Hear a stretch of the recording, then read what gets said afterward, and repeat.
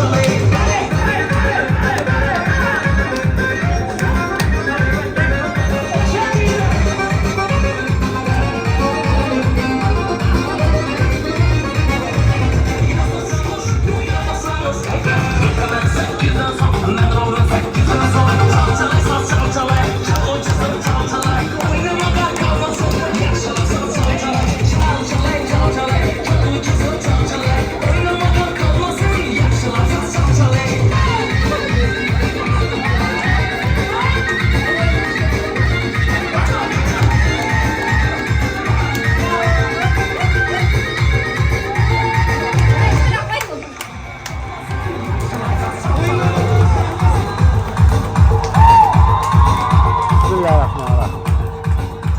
İlahım anaşa alınır oğlum. Densolukta bolsun, baktılığı bolsun. İlahim akıldı, üstü, ilimdi, bilimdi bolup köp yaşap mana şu oğlum. Ata-enesinin hizmetini kılıp, eldin hizmetini kılıp, ilimdi, bilimdi, жақсы işlerde kılıp, özü baktılığı bolup, ata-enesiga hizmet kılıp, elge hizmet kılıp, sağ salamat oynap gülüp katta jigit bolup jüre bersin. Allahu ekber. Ben söyleyeyim. Rahmin, şu yetke kelgen kelin kız baldarım. Rahmat siler kelgen yerge alınırdı. Kutuktap alınır. Tuğlan günün kut bolsun balam. Kampır enenge atanga küyümdü, atang enenge küyümdü, püşümdü. Baktılı talaylı baldardan bolup ömür uzun bolsun, oruvasın. Deniz taza bolup katta jigit bolup kelgen iymandar, şükepsizler. Alınır, orwagym, baktılı bala bogun, ata-enеңin bardyga. Ata-enеңe hizmet kılgan, estүү, akıldı, imandı baldardan bogun. Şunday tuğulgan kündördü köp ötkөze bergin. Ömin hiç kaçan orwagyn. Baktılı bala bogun.